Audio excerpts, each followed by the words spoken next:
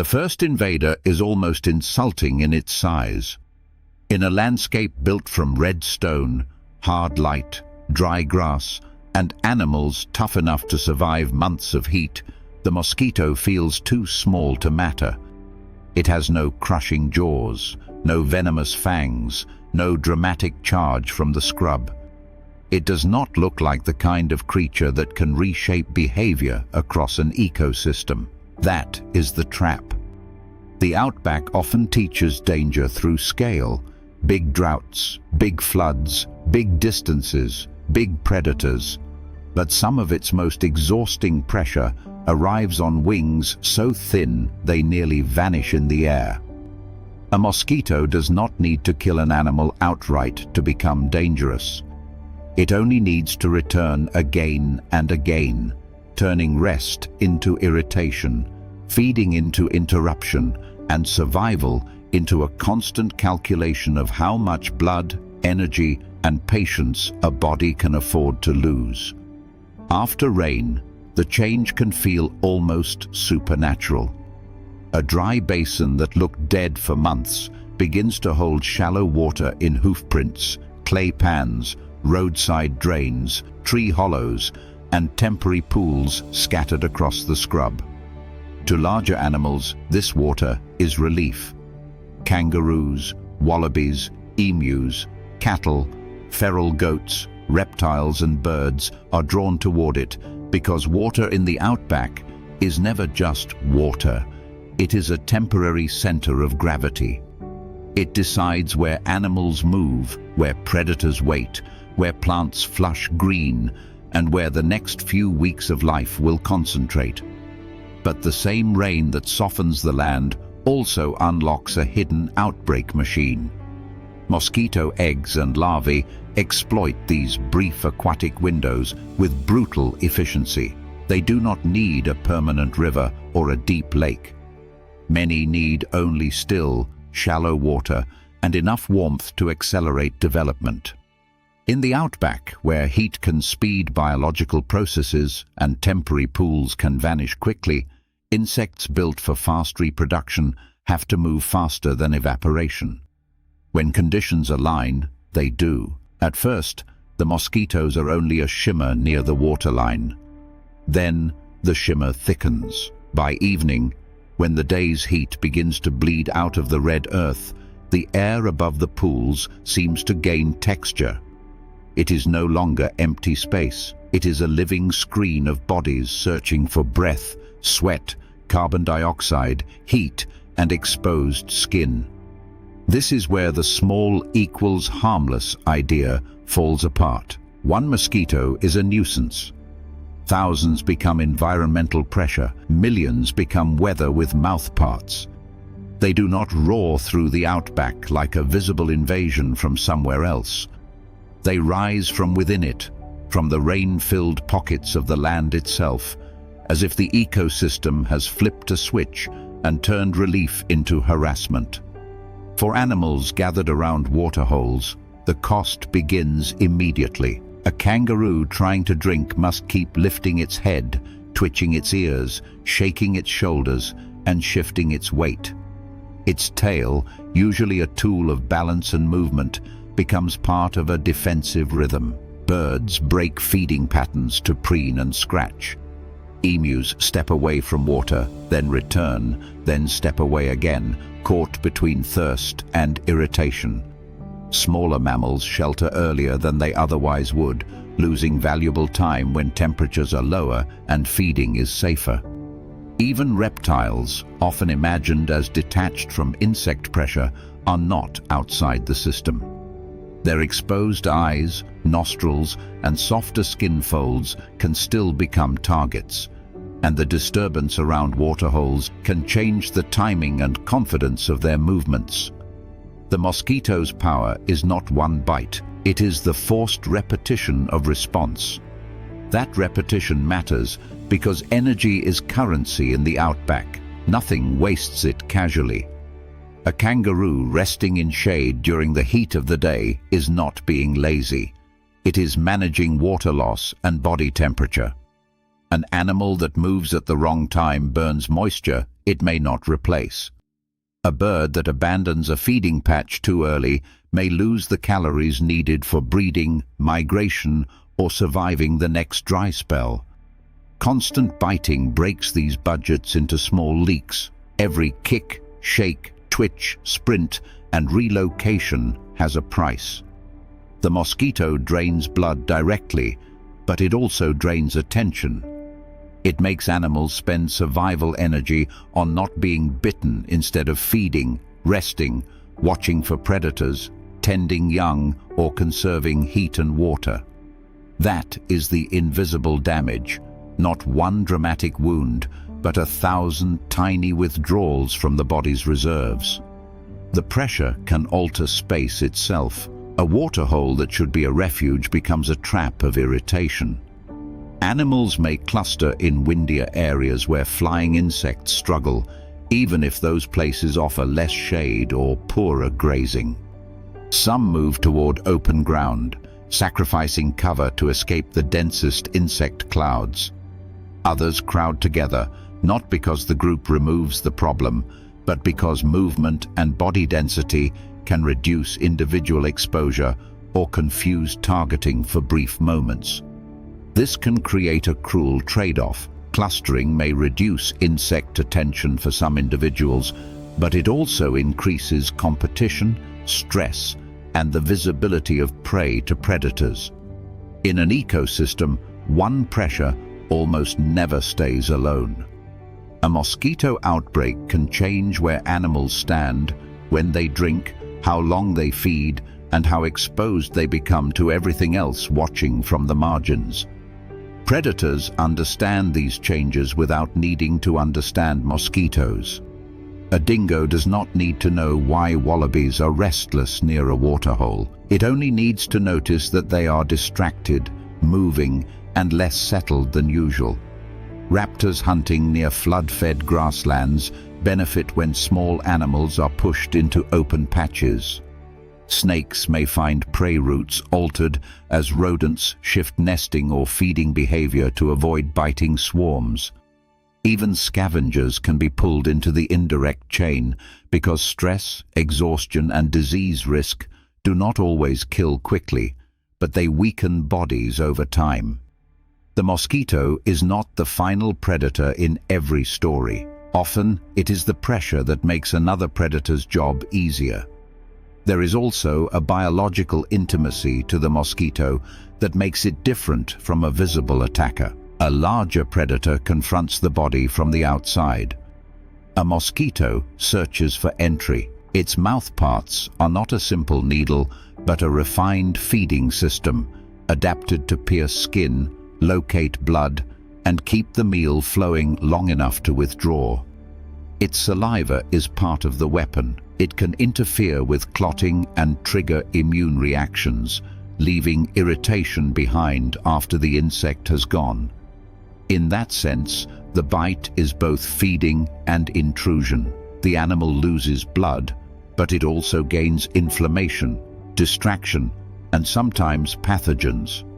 Even when disease is not the main story, the body must answer the insult. Immune response itself costs energy, and in harsh country, even invisible costs matter. The irony is that mosquitoes become most powerful after the landscape has been given what it desperately needed. Rain in the outback is usually filmed as salvation, water spreading through dry channels, wildflowers emerging, frogs calling, birds arriving, dust pinned down by moisture. All of that is real, but abundance is never clean. The same pulse that feeds grasses and fills pools also produces insects in numbers that can turn comfort into stress. The ecosystem does not divide events into blessings and punishments. It produces opportunities, and every organism built to exploit an opportunity arrives on its own schedule. For mosquitoes, rain is not scenery, it is a launch command. This is why the mosquito belongs at the beginning, It breaks the viewer's expectation before the larger invaders arrive.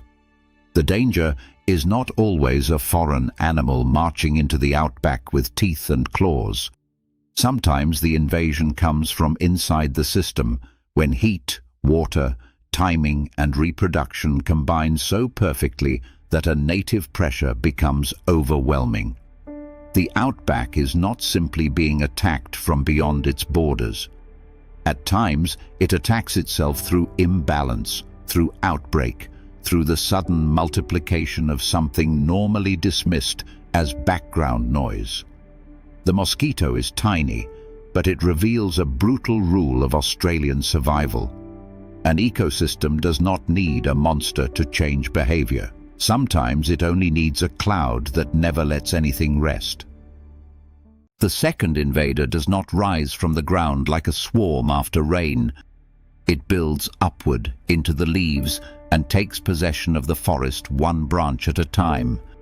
At first, a GreenAnt colony looks less like an invasion than a detail.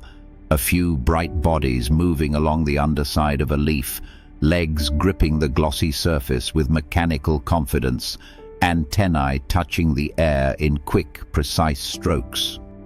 But watch the tree for longer, and the pattern becomes impossible to ignore. The ants are not wandering. They are patrolling. They are not simply living in the canopy. They are organizing it. In a landscape where shade, flowers, fruit, sap, insects, and nesting sites are all valuable, a colony of green ants can turn a tree from shared habitat into occupied territory. The nest itself is the first sign that this is not a casual presence. Green ants do not simply hide in cracks or dig chambers below the soil. They stitch the canopy into architecture. Workers pull living leaves together, bending green tissue into chambers, while larvae produce silk that binds the edges. The result is a hanging fortress made from the tree's own body. Leaf walls, shaded interior spaces, humid nursery rooms, and protected roots running between them. A single nest would already be impressive, but the real power is in the network. Multiple nests can be spread across a tree or connected through nearby branches, forming a living system of outposts. What looks like scattered green balls among the leaves is actually a colony map, with workers moving between stations like guards through corridors. This is where the invader mechanism becomes different from the mosquito. The mosquito pressures animals by draining them and disturbing their behavior. The green ant pressures the ecosystem by controlling space. It does not need to chase every insect away from the forest.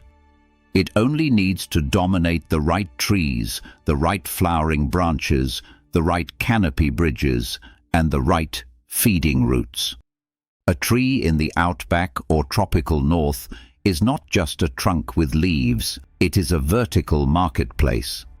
Nectar-feeding insects visit flowers, beetles chew leaves, caterpillars turn foliage into body mass, spiders hunt among the stems. Birds search for larvae, lizards bask, forage, and retreat through cracks in the bark. If green ants claim that tree, every one of those relationships must now pass through a hostile checkpoint. The workers patrol with a confidence that comes from numbers. One ant may be flicked aside by a beetle or ignored by a larger insect. But a colony does not fight as an individual. It tests, recruits, surrounds, and escalates. When a disturbance appears on a defended branch, workers converge quickly, biting with their mandibles and using chemical defense to make the encounter costly. Their formic acid can irritate attackers and make small intruders retreat, while the physical act of swarming turns a single contact into a multiplying problem.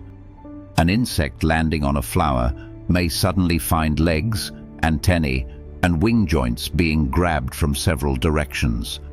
A caterpillar feeding quietly on a young leaf may be discovered, bitten, and dragged or harassed until it loses access to the food that brought it there.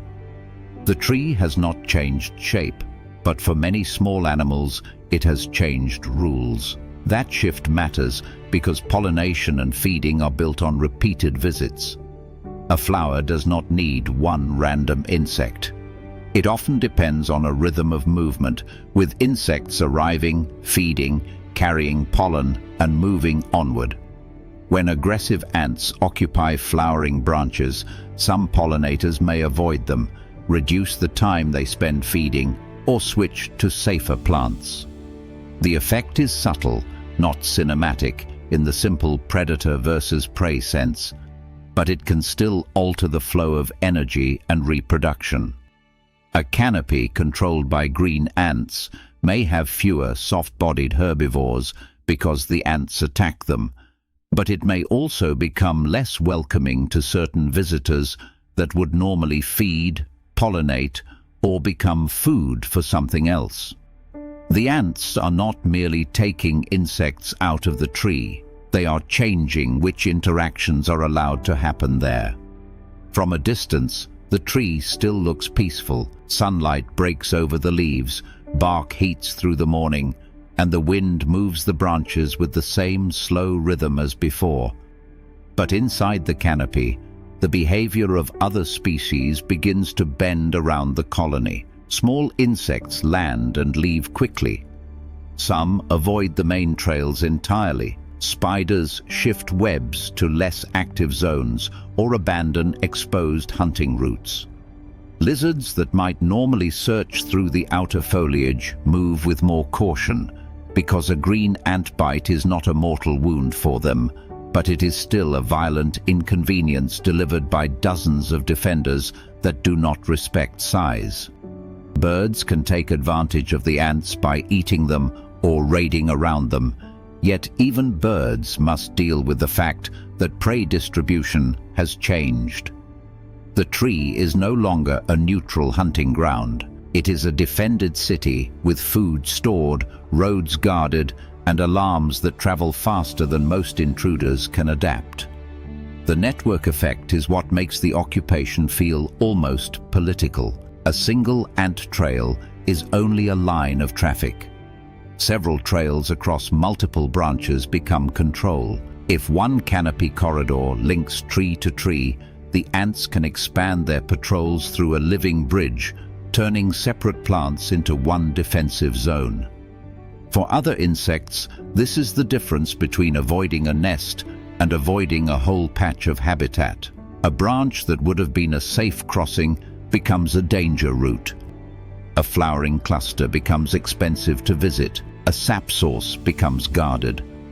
The canopy, usually imagined as open green space, becomes divided into borders that only chemical signals can read clearly. The ants mark trails, recognize nestmates, recruit defenders, and respond to disturbance with collective speed. To a beetle or moth, the forest may not look fenced, but it behaves as if invisible fences have been raised. There is a strange ecological contradiction in this occupation. Green ants can protect trees by attacking herbivores that damage leaves, and in some places, people have even used them as natural pest control. That makes them useful in one context and disruptive in another. This is the uncomfortable truth of ecosystem power. A species does not have to be evil, unnatural, or universally destructive to reshape a habitat. It only has to become dominant enough in the right place. By reducing some leaf eaters, green ants may help a tree preserve foliage.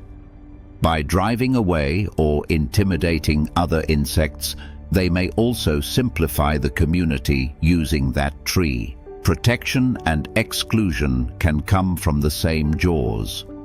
The forest gains a guard, then discovers the guard has started deciding who is allowed through the door. The ant's success also depends on the tree's physical world. Leaves provide building material, but they also provide shade and humidity, creating nest chambers that buffer the colony from harsh heat and drying air. In open, hot environments, that matters. Small insects face constant water stress, and a living leaf nest gives the colony a controlled microclimate above the dangerous ground.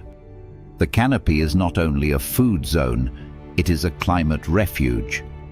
By occupying it, green ants position themselves where resources arrive from all directions: nectar from flowers, honeydew from sap-feeding insects, prey from the surrounding foliage, and safe routes through the branches. Their dominance is not random aggression, it is logistics. They defend the places where biology concentrates. As the day warms, the ownership becomes more visible. Workers stream along bark ridges polished by repeated traffic. They pause to touch antennae, exchange information, and continue. Near one leaf nest, a line thickens after a disturbance, and the surface seems to come alive as more bodies emerge from hidden chambers. A small insect that lands too close is inspected, seized, and removed from the branch. A second visitor lands farther away, hesitates, then lifts off before feeding. Nothing dramatic has happened in the way humans expect drama. There is no roar, no chase across the plain, no sudden cloud rising from a waterhole. Yet the forest has shifted. A tree that should be shared has become selective. A patch of canopy that should behave like habitat now behaves like territory. This is the green ant's invasion from within. Not a foreign army crossing the horizon, but an internal takeover of structure, movement, and access. The ants do not destroy the tree, they convert it. They turn leaves into walls, branches into roads, flowers into guarded stations, and neighboring canopies into corridors of influence. Other species still exist around them, but they begin to route their lives through avoidance, caution, and compromise. That is what makes this chapter more than a story about biting insects. It is a story about ownership in a system that usually looks ownerless. In the outback and northern forests, survival is not only about who can endure heat, drought, flood, or predators. Sometimes it is about who controls the branch before anyone else gets there. The third invader lives where the canopy ends and the ground begins to make rules of its own. In the outback, the soil is not empty space between plants. It is a heated surface, a hunting field, a seed bank, a nesting zone, a highway for reptiles, a feeding ground for birds, and a dangerous open floor where every movement can cost water. Across that floor, bull ants patrol with the kind of confidence that makes size feel almost irrelevant. They are not hidden like mosquitoes, and they are not architectural rulers of the leaves like green ants. They are visible, deliberate, and strangely confrontational, moving over sand, gravel, bark fragments, and dry leaf litter, with long legs, large eyes, and mandibles held like tools built for argument. Their power is not simply that they can sting. Many insects can sting. The real mechanism is that pain becomes a border, and once enough animals understand that border, the ants begin to control space. A bull ant nest can look modest from a distance, a small opening in the soil, a cleared patch, a scatter of excavated grains catching the sun. But the quiet surface is misleading. Around it, workers move with a level of visual awareness unusual for many ants. Bull ants are famous for their strong eyesight, and on open ground, that matters. They do not rely only on blind chemical traffic. They can detect movement, orient toward disturbances, and respond with startling directness. An animal crossing too close to the nest is not treated as scenery. It is assessed as a threat.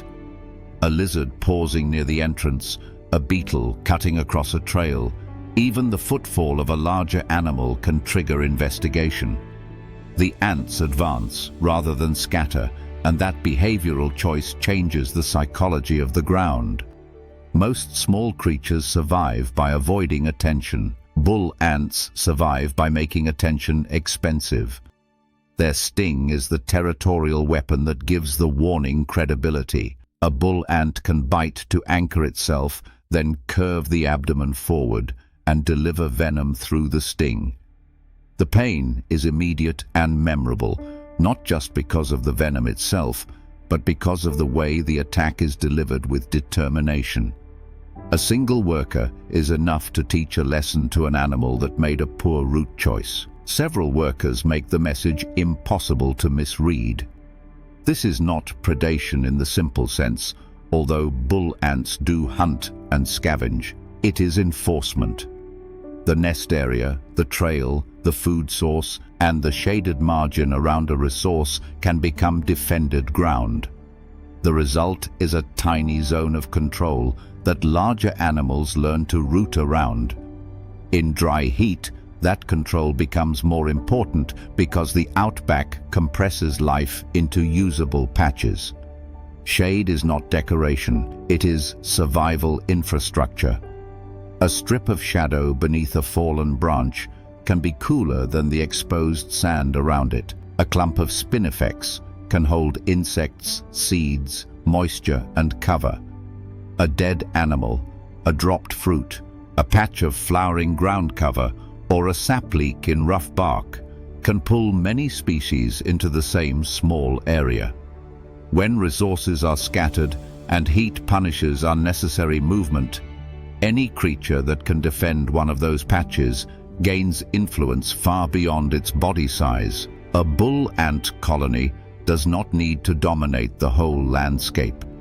It only needs to own a few valuable points in it: a nest beside a game trail, a foraging route through shade, a food-rich fallen log, a patch where insects gather after sunset. The ground around such a colony begins to behave differently. Small invertebrates that might normally move in straight lines make wider arcs. Beetles hesitate near the cleared nest apron. Spiders adjust hunting positions. Other ants may avoid direct overlap, especially where bull ant workers patrol regularly. A skink moving through leaf litter learns from experience that one patch of ground has teeth, venom, and a remarkable lack of fear. Even birds, which may prey on ants or forage near them, are not immune to the logic of avoidance. A painful encounter can change future choices. In ecological terms, this is how behavior becomes landscape. The soil does not grow a wall, but animals begin to treat it as if a wall exists. These avoidance zones are not lifeless, but they can feel like dead zones in the movement map of the ecosystem. The plants remain, the shade remains, the fallen leaves remain. Yet some animals use the patch less often, or use it faster, or only pass through under certain conditions. That matters because movement patterns decide who meets whom. If insects avoid a defended area, the predators that follow them may shift too. If small reptiles reduce travel through one patch, they may increase exposure elsewhere. If a food source is guarded, then access to that food becomes unequal. The ants are not just removing rivals by force, they are redistributing risk. They change where feeding feels safe, where resting is worth the danger, and where a body can pause without being punished. Bull ants are especially suited to this kind of ground control because their aggression is paired with navigation and memory. Workers often forage alone, unlike the thick traffic streams of many other ants, and they can travel with a purposeful independence that makes them feel less like a swarm and more like individual patrol units. Their large eyes help them move through visually complex terrain, tracking landmarks and returning to the nest across harsh, open surfaces. In a hot landscape where scent trails can be disrupted by temperature, wind, and dry ground, visual orientation gives them another way to operate effectively. They are not simply angry insects wandering around. Their aggression sits on top of a sophisticated sensory system built for finding, remembering, and defending valuable space. The outback makes this even sharper because heat divides the day into windows. At midday, exposed ground can become punishing, and animals must manage thermoregulation carefully. A reptile may need sun to warm its body, then shade to prevent overheating. A mammal may restrict movement to cooler hours to conserve water. Insects themselves must balance activity with desiccation risk. Under those conditions, a defended patch of shade or a reliable trail is not just convenient, it can be part of an animal's energy budget. When bull ants occupy or patrol these places, they insert pain into the decision-making process. The question for another animal becomes not simply, is there food there, but is the food worth crossing that ground? The answer can change by season. After rain, when insect numbers rise and food becomes more available, BullAnts may find more prey and scavenging opportunities. During dry spells, resources become concentrated, and concentration increases conflict. A carcass on the edge of a track, a dead beetle beneath a light, a flowering shrub alive with small insects, these become contested points. Bull ants can arrive as hunters, scavengers, and guards at once, turning a resource into a defended arena. The irony is that they do not need to be invaders by origin to act like an invasive force in that moment.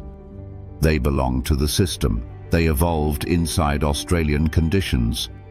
But when heat, scarcity, nest placement, and colony strength amplify their dominance, they can behave like local occupiers, expanding their influence through pressure rather than foreign arrival. That within twist is the heart of the chapter. Invasion is usually imagined as something crossing a border, a species from elsewhere entering a fragile place and disrupting it. Bull ants complicate that simple story. They are part of Australia's native ecological machinery, but native does not mean harmless, balanced in every moment, or gentle to everything around them. Ecosystems are not peaceful assemblies where every species politely takes a turn. They are negotiations of force, adaptation, timing, and opportunity. When conditions favor a powerful territorial species, that species can dominate the behavior of others around it.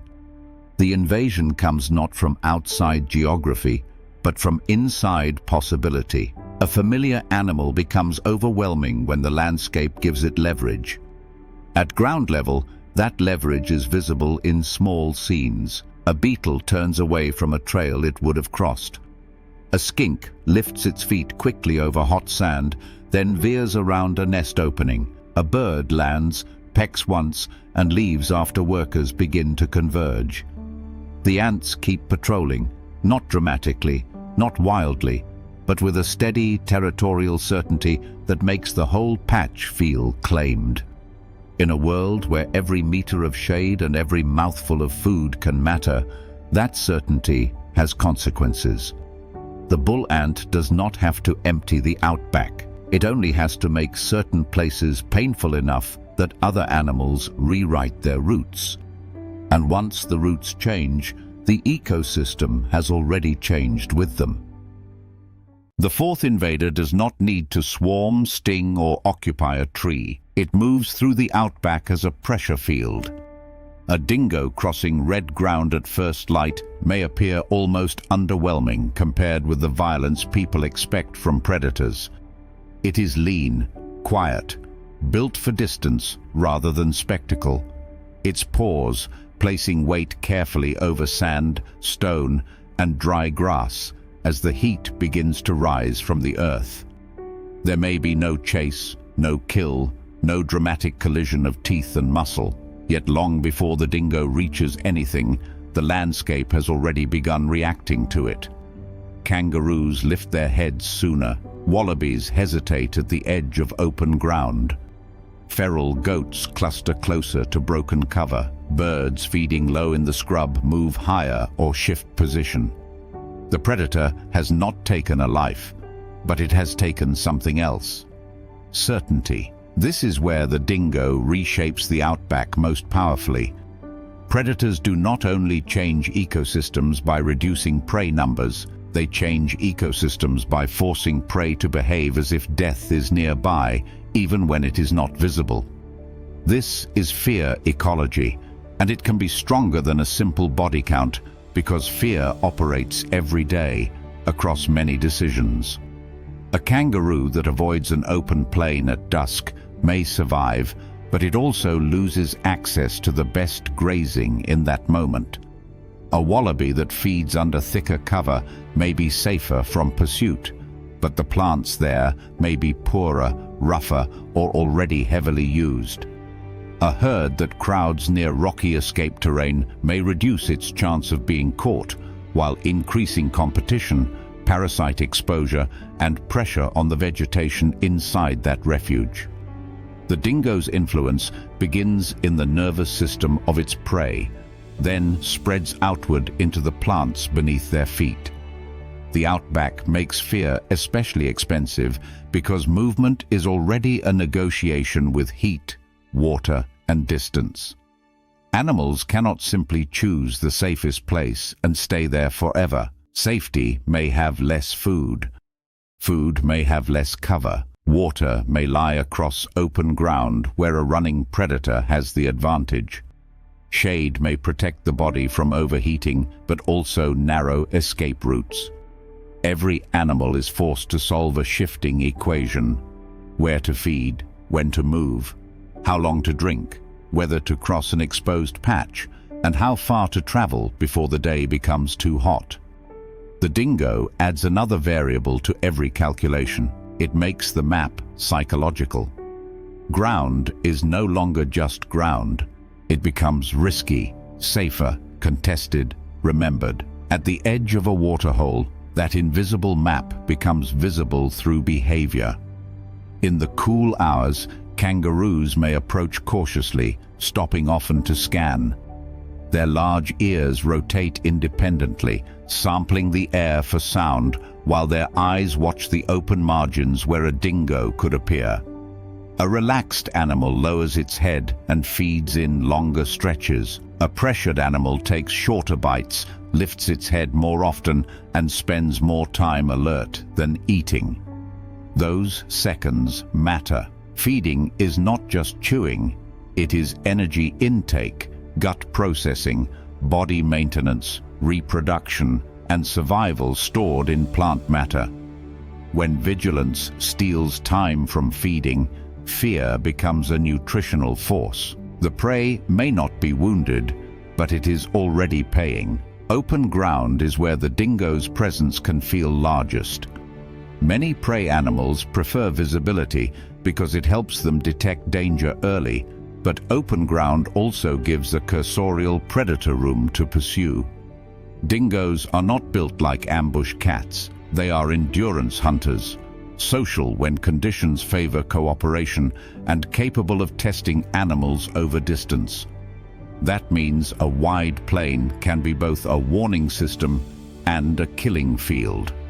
Prey respond by adjusting the timing of movement, using edges, feeding closer to cover, or avoiding certain patches during vulnerable hours.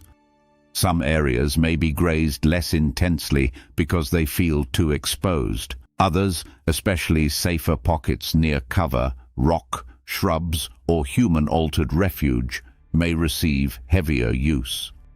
The plants record these choices slowly. This is the domino effect most people miss. If prey avoid one patch of grassland, plants there may recover more strongly. Seedlings survive longer. Flowering stems reach maturity. Insects that depend on those plants find more habitat, more nectar, more shelter, or more leaf surface to use. More insects can mean more birds, more spiders, more reptiles, and more small predatory activity. Meanwhile, the areas where prey crowd for safety may be eaten down harder. Soil can be exposed. Young shoots may be clipped before recovery. Insect communities shift because plant structure shifts. Birds that need dense seed heads or insect-rich foliage may move with the vegetation changes. A predator's footprint, then, is not only in sand. It is in the height of grass, the survival of saplings, the movement of beetles, and the feeding routes of finches. This does not require dingoes to become unnaturally abundant. That is the critical point. A predator does not need to explode in population to reorganize space. It only needs to apply pressure consistently enough that other animals believe the pressure is real. A few dingoes moving through the same corridors, revisiting water points, scent-marking tracks, hunting at predictable times, and testing prey near feeding grounds can make the entire prey community adjust. Fear does not need a crowd of predators. It needs reliability. If danger appears often enough, the nervous system learns the map. Once that happens, avoidance becomes habit, and habit becomes ecology. The dingo's signals spread even when the animal itself is gone. Tracks in soft dust, scent on a shrub, distant howls at night, the sudden alarm movement of other animals, all become information. In the outback, information is survival material. Prey species constantly read the environment, not only through vision, but through sound, scent, vibration, and the behavior of neighbors. A wallaby may react to the alert posture of another animal before it has identified the threat itself. Birds may lift from low cover because a mammal's movement announces disturbance. This shared nervousness links species together. Fear travels faster than the predator. There is a sharp irony here.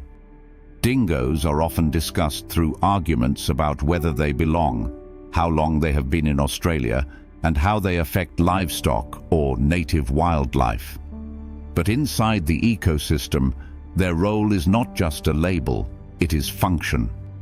They can suppress some animals directly, compete with or affect smaller predators, and alter herbivore behavior. Their presence can create zones where vegetation has a chance to breathe because grazing pressure becomes less constant. In some systems, top predators help restore balance not by being gentle, but by making overconfident prey less comfortable. The outback does not ask whether fear feels pleasant. It asks whether fear redistributes pressure. That redistribution can be brutal for individuals. A kangaroo forced away from prime feeding may lose condition. A weaker animal may be pushed into riskier movement because it cannot compete inside safer areas. A young animal still learning the landscape may misjudge distance, cover, or timing. Dingoes exploit mistakes, weakness, heat stress, and hesitation.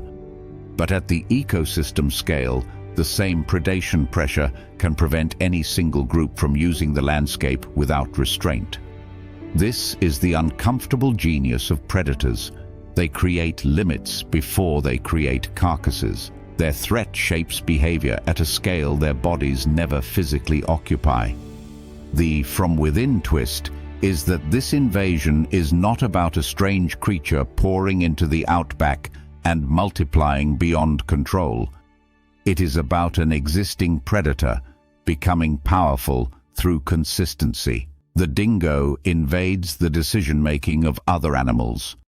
It enters their routes, feeding schedules, resting places, and sense of safety. It turns open ground into a question, shade into a compromise, water into a risk, and grass into a resource that can only be eaten under the right conditions. The map remains the same to human eyes: red soil, pale grass, low shrubs, a waterhole reflecting the sky. But to the animals living inside it, the map has been rewritten. By evening, when the heat finally loosens its grip, and the first long shadows stretch across the scrub. The dingo may be nowhere in sight. Still, the plane does not relax completely. Heads lift, ears turn. Feeding pauses ripple through the herd like wind through dry grass. That is the dingo's real territory. Not only the patch of ground under its paws, but every place where another animal thinks twice before stepping forward. In the outback, fear is not empty emotion. It is an ecological force, and when applied steadily enough, it can move plants, insects, birds, and whole grazing patterns without ever needing to announce itself with a kill. The fifth invader does not announce itself with noise, speed, or numbers. It waits. In the outback and its rougher margins, where heat pours off tin roofs, fence lines cut through scrub, and old trees hold hollows like hidden rooms, the carpet python becomes a different kind of pressure. It is not an animal that transforms the landscape by chasing everything across it. It transforms the landscape by understanding where life must pass. A python does not need to patrol a whole territory the way an ant colony does, or reshape fear across open ground like a dingo.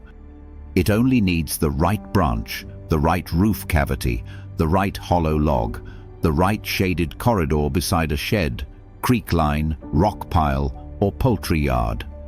In a harsh environment where animals repeat useful routes because shade, warmth, water, and shelter are limited, predictability becomes a trap. At first, the outback does not look damaged by a carpet python. There is no swarm, no stripped tree, no panic moving through the grass. The snake itself may be almost invisible, folded into the color of bark, stone, dry leaves, or old timber, its patterned body breaking into the background like shadow through branches. This is part of the danger. People often imagine destruction as something obvious: broken nests, scattered feathers, alarm calls, blood on the ground.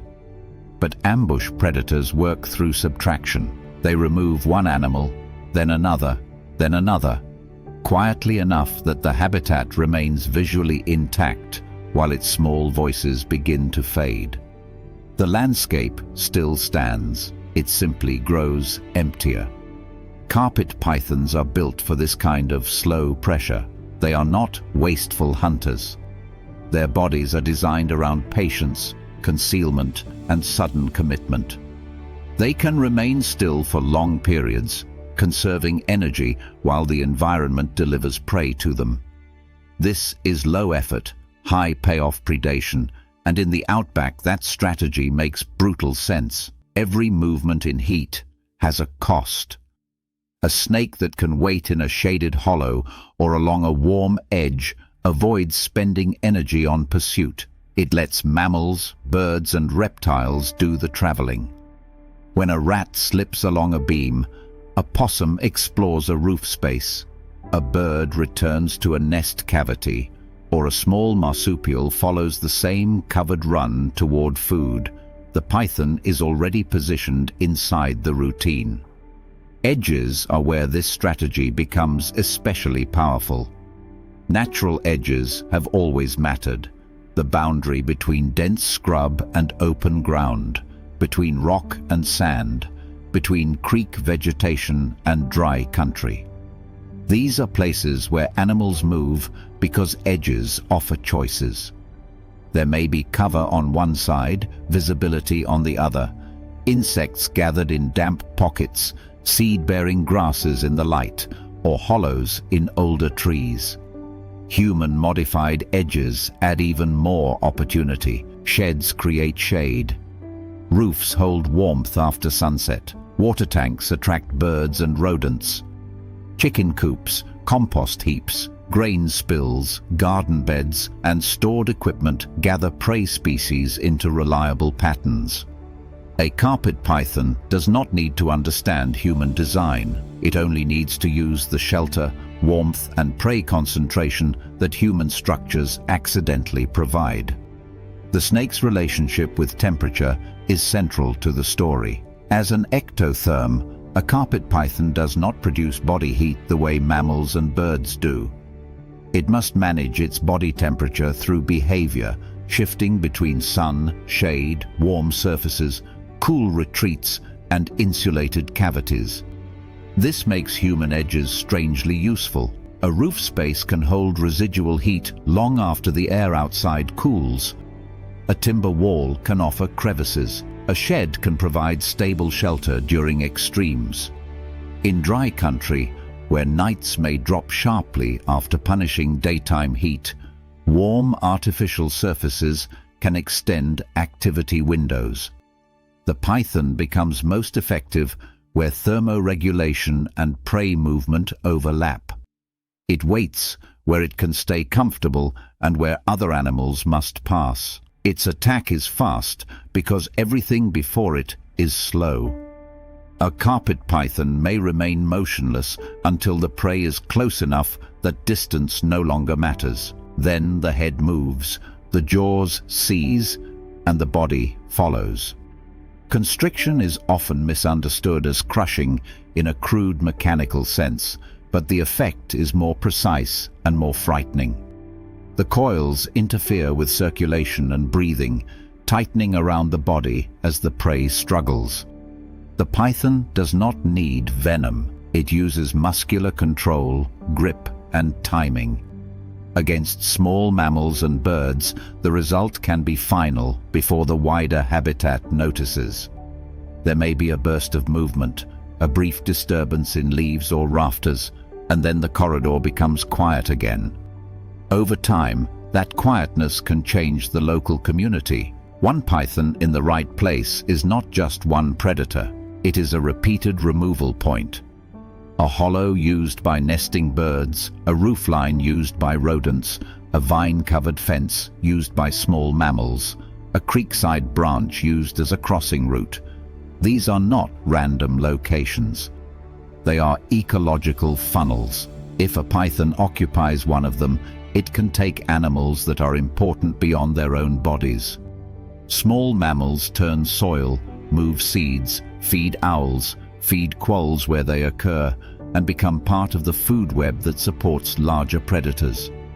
Birds disperse seeds, control insects, and carry sound through the morning. Remove enough of them from one corridor, and the damage does not need to look like devastation. It looks like fewer scratch marks in dust, fewer alarm calls at dawn, fewer wings beating from a shrub, fewer bodies moving through the undergrowth. This is where the python's pressure differs from the dingo's fear map. A dingo can make prey avoid exposed ground.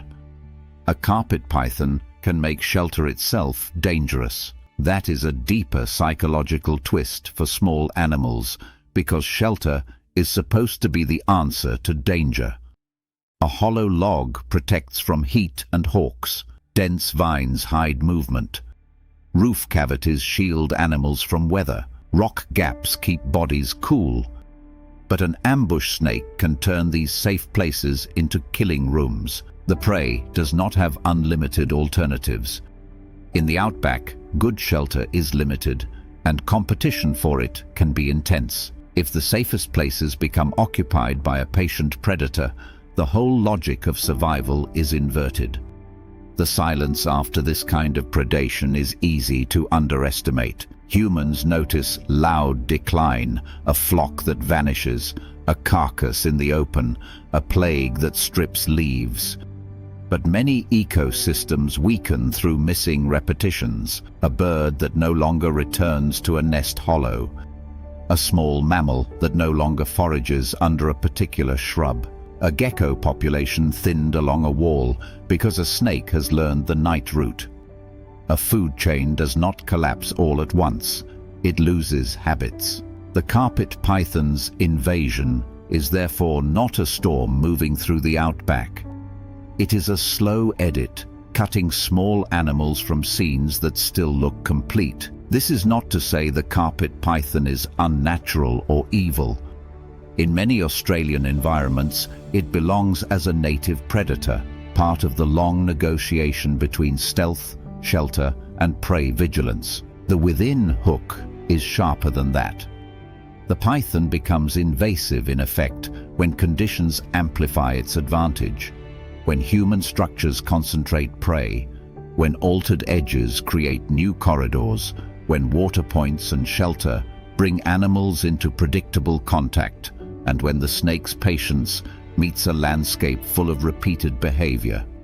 It does not have to arrive from elsewhere. It only has to occupy the right place at the right time, and the outback begins losing sound. By night, the damage is almost impossible to film directly. Moonlight touches corrugated metal, dry grass stirs under a faint wind, and a python lies folded along a beam where warmth still leaks from the day. Somewhere nearby, a small animal follows the route that worked yesterday and the night before. The snake does not chase the whole world. It waits for the world to come close enough. That is the real destruction here. Not visible ruin, but a shrinking chorus. The outback remains standing, but one corridor at a time, it becomes quieter than it should be. The final invader controls the one place every dry country animal eventually has to face. In the outback and across the northern river systems where floodplains, tidal creeks, billabongs, and muddy channels cut through the heat, water is not just a resource. It is the hinge on which survival turns. Grass may fail, shade may shrink, insects may vanish into seasonal extremes, but thirst keeps pulling bodies back to the edge. Kangaroos, wallabies, feral pigs, cattle, waterbirds, goannas, flying foxes, fish, and smaller mammals all organize part of their lives around access to water. They may approach at different times, from different angles, with different levels of caution, but the need is shared. That shared need is what makes the saltwater crocodile so powerful. It does not have to dominate the whole landscape. It only has to dominate the narrow border where land becomes water. At first, the river can look empty. A muddy bank slopes into brown water. Paper barks lean over the edge, their roots exposed like twisted fingers. Dragonflies skim the surface. Egrets step through the shallows with careful, delicate movements. The heat presses down, and the water appears to offer relief, but a crocodile turns that relief into uncertainty. Its body can disappear beneath opaque water, with almost no visual signal left behind. A pair of eyes, a nostril ridge, a slight disturbance along the surface. Sometimes even those are absent. This is what makes crocodile pressure different from the dingo's fear across open ground or the python's quiet ambush in shelter. The crocodile controls access by making the most important doorway in the ecosystem unreadable. The water edge is a natural bottleneck. Animals can spread widely across dry ground, but drinking compresses them into predictable points. Tracks converge in mud. Hooves cut channels down the bank. Birds gather at shallows. Reptiles move along warm margins. Predators do not need intelligence in the human sense to exploit that pattern. Evolution has already done the calculation. A saltwater crocodile is built around patient control of the crossing point. Its eyes and nostrils sit high on the head, allowing most of the body to remain hidden. Sensory organs around the jaws can detect tiny pressure changes in water, helping it read movement even when visibility is poor. Its tail drives sudden acceleration, its limbs brace the body in the shallows, and its jaws close with a force that turns contact into captivity. The strike is brief, but the waiting can shape the river for days. For prey, the danger begins before the attack. An animal approaching a crocodile river does not simply lower its head and drink. It pauses. It tests distance. It looks for ripples, floating debris, shadows that do not behave like shadows. A wallaby may choose a steeper bank because the water is shallower there, then discover the footing is poor. A pig may approach in a group, using numbers as rough insurance, but numbers also mean noise and disturbance. Waterbirds may feed farther from the deepest channel, sacrificing richer feeding zones for safer edges.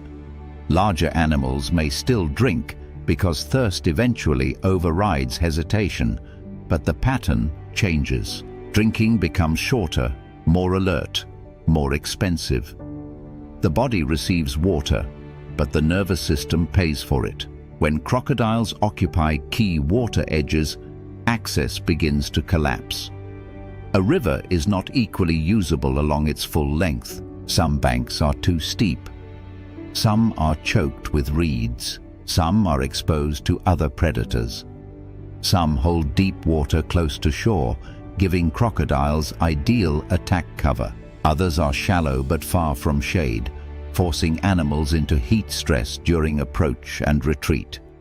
If the safest or most convenient drinking places become too dangerous, animals are pushed into inferior choices. They may travel farther to smaller waterholes, burning energy and water to find water, a brutal equation in hot country. They may cross at narrower points where footing is unstable. They may drink at times that reduce crocodile risk but increase exposure to other threats. In this way, one predator at one river edge can export danger across the landscape. The consequences spread quietly. An animal forced into a longer route may spend more time in open ground where dingoes can test it. A smaller mammal avoiding the main channel may rely on a shrinking puddle where water quality declines and competition increases. Birds displaced from rich shallows may crowd into safer but poorer feeding sites. Grazers that cannot access a river evenly may overuse certain patches while leaving others less disturbed. Plants near abandoned access points may recover, while safer drinking corridors become trampled, browsed, and compacted. Insects follow the plants. Birds follow the insects. Scavengers follow the weak. The crocodile does not need to leave the water to influence the land. By controlling the edge, it changes where pressure lands. This is the ecological seriousness behind crocodile fear. The animal is not just a dramatic predator at the end of a documentary, it is a gatekeeper. In northern Australia, especially around rivers, estuaries, wetlands, and floodplain systems, saltwater crocodiles sit at the intersection of movement, thirst, migration, and feeding. Their presence can alter where animals cross channels and how confidently they use riparian habitat. A river that once connected two feeding areas can become a border. A bank that once served as a daily drinking point can become a gamble. A shallow ford that once allowed movement after rain can become a place animals hesitate long enough to lose timing, group cohesion, or daylight. Water is supposed to connect life. A crocodile can make it divide life. There is a strange patience to this control that makes it more frightening than constant motion. A crocodile does not need to chase along the bank. It does not need to waste energy displaying dominance. It can wait where physics and thirst do most of the work. Its metabolism allows long periods between meals, especially compared with mammals, and that low-energy strategy makes it perfectly matched to resource borders. While warm-blooded prey must feed and drink repeatedly, the crocodile can afford stillness. That stillness is not inactivity. It is a form of occupation. The river seems calm because the predator is conserving force, storing violence inside silence. The from within twist is that the collapse does not always look like invasion. A saltwater crocodile belongs to these northern systems as an ancient predator, not as some alien monster dropped into the river. But the mechanism is still invasive in effect when one dominant animal controls access so completely that other species must reorganize around it. The ecosystem does not have to be physically destroyed to break. Sometimes it breaks when the route to survival becomes too costly. When water cannot be reached safely, everything downstream from thirst begins to change. Feeding times, travel routes, breeding success, predator exposure, plant pressure, and the distribution of life itself. By the final light of day, the riverbank becomes a place of decisions. Dusty tracks lead down to the mud, then stop near the waterline. A bird steps forward, then turns back. A wallaby waits in the scrub longer than it should, caught between dehydration and the unreadable surface below. Somewhere beneath the brown water, the crocodile may be present or absent, but that uncertainty is already enough. The edge has become a controlled border, and in the outback, when access breaks, survival does not fail all at once. It fails by distance, by delay, by thirst, by the dangerous detours animals are forced to take when the most important resource in the landscape is guarded by something that can make the river itself feel alive.